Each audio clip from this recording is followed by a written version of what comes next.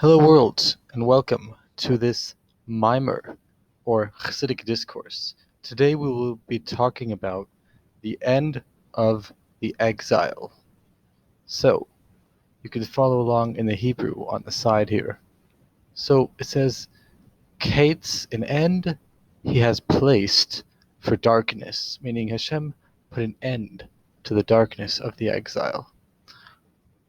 The Isa Midrash, and it says in the Midrash that a time Hashem placed, or Hashem gave a time for the world, how much or how many years it should be in great darkness. Meaning, Hashem gave a time for the world, for how many years it should be in darkness. Meaning, the fact that the world is in darkness is not forever, chas v'shalom.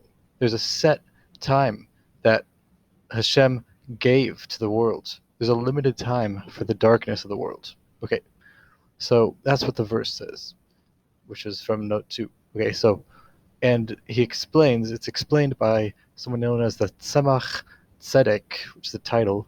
So he explains that this verse is similar to what is written in the Zohar on the verse that says, which this is a verse from note 5 that says, quote, for every time and hour, literally, for every time and time, for every time and hour, for everything, which basically means that there's a time and an hour for everything, which is another verse somewhere. That's what it says in the Zohar. There's a time for everything, for every time, for all, there is a time and place for everything. Meaning, for every time and an hour, there's for everything. Everything has time and place.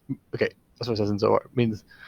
Which means, based on what the Tzemach Tzedek says, that there is a time that is set. There's a fixed time that is set for the darkness of the exile. Meaning, there's a time for everything. Meaning, everything has a set time. So there's a set time for the darkness of the exile, basically. The exile that we're in right now is not infinite, chas v'shalom.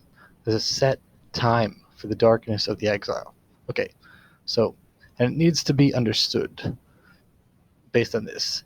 Since that all of the things in the world have a set time, so everything has a set time. Like we said in the Zohar, for everything, there's a set time.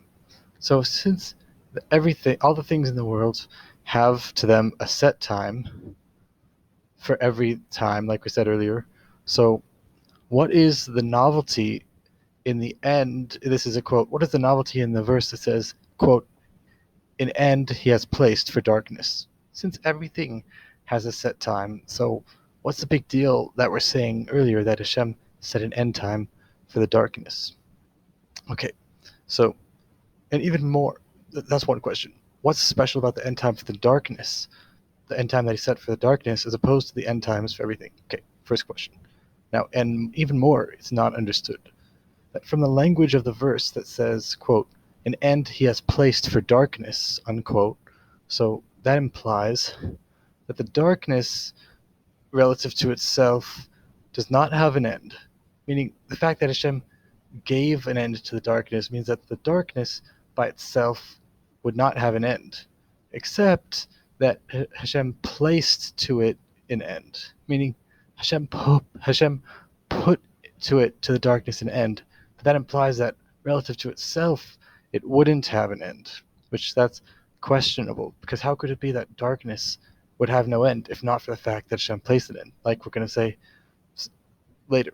Basically, how could it be that we could think that the darkness would not have an end, except for the fact that Hashem gave it an end? Why would darkness never have an end? It's easily pushed away by light, basically. Okay, so that's the question. So now we're going to answer it. So, and there is to say the explanation in this. So we had two questions. What's special about Hashem placing an end to the darkness? Since we said there's a set time for everything. So what's the novelty of placing an end to darkness? And the fact that it said Hashem placed an end to the darkness, an end he placed to darkness implies that the darkness relative to itself would not have an end. It's only that Hashem placed it. Okay, two questions. So now let's answer it. So, and there is to say, the explanation in this, that this fact that the things that are not wanted, meaning the not good things in the world, are not found in the 14 hours that are set aside for good, meaning, remember, this is another idea. It says the day is divided into different sections, and there's a concept of 14 hours of the day that are set aside for good, whatever that means. But, okay, so we're saying there's another concept in Note 6 that's talked about, that things that are not wanted, like not good things, are not found in 14 hours of a certain part of the day. So that's another fact. So based on that, so that's only that that they do not exist then at that time in actuality. Meaning the concept that the things that are not wanted are not found in the 14 hours of the day that are set aside for good is not that they're not there at all. It's meaning that they're not there in actuality. But what does that mean? But potentially they're there, but not there in actuality, because through the things that are good that are then, meaning through the good things that are in those 14 hours of that part of the day, so through the good things that are there then, therefore the things that are not wanted are automatically nullified. But that implies that if not for the good things that are found in those particular 14 hours of the day, whatever those 14 hours may be, but if not for those good things that are there in the 14 hours, then that implies that the not good things would be there. It's only because the good things are there at that time, therefore the things that are not good are automatically nullified. So what does that mean? That means that if not for the good things, the not good things would be there. So how does that answer the question? So too, this is in the idea of light and darkness. So that was another idea. This whole 14 hours thing, this was like a totally separate thing that we're just using as an example to explain, just like it applies here, so too it applies with light and darkness. Okay, so that was the example that's brought. But now we're going to tie it back. So just like the idea of the 14 hours where there's good things and no bad things, the reason why there's no bad things is only because the good things are there to push them away. Okay, so too, this idea is in light and darkness. So what does that mean? That the light pushes away the darkness. Okay, we'll explain that in a second. Until even a little bit of light pushes away a lot of darkness. Okay, whatever. Okay, so how does this fit in to the idea that Hashem put an end to the darkness? How does that fit in with now we're saying that light pushes away darkness, which implies the darkness would be there anyway? Okay, so what does that mean?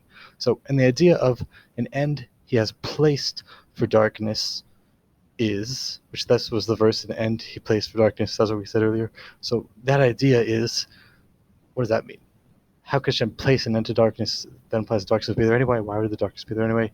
So what does that mean? So it means after there will be the end of it, meaning after the end of, there'll be the end of the darkness, there will not be it's about to say that the meaning of an end he placed to darkness is not like we originally thought, that we said an end he placed to it, which implies if not for the fact that he placed the end to the darkness, that implies the darkness would be there anyway. It's only that he placed it.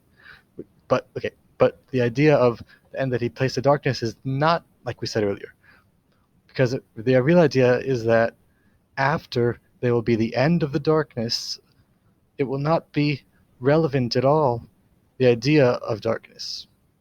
Not that the darkness will be pushed away because Hashem pushed it away, but if not for that, it would come back, so to speak. It's like once the end of the darkness comes along, it's like completely gone, totally. There's no beginnings at all. It's as if the darkness was never there. It's like it's not relevant at all, the idea of darkness. Not like we said earlier that the reason why it's not there is only because Hashem pushed it away, which implies it would be there anyway. But no, once the end of the darkness comes along, it is completely gone. It's not relevant at all, the idea of the darkness. So what does that mean? Okay, so because this fact that the future redemption through Moshiach will be an eternal redemption that will not have after it any exile, meaning note 8, whatever. So in other redemptions. For example, in the redemption from Egypt, there was other exiles after that, and in other redemptions throughout history, there have been other exiles after that. But the future redemption through Mashiach, the Gula Hasida, the future redemption, it will be an eternal redemption, an eternal redemption. And what does it mean it's an eternal redemption? It will not have after it any exile. But it doesn't mean that it's not going to have after it an exile just because in actuality there won't be any exile. But it's going to say, it's similar to what we said earlier, that when the darkness is pushed away, it'll be as if it'll be completely pushed away, not relevant to darkness at all. So too, the future redemption will be in a way that it's an eternal redemption that will not have an exile after it. So that will be in a way that then it will not be relevant, the darkness of the exile, at all. There will be no more darkness at all.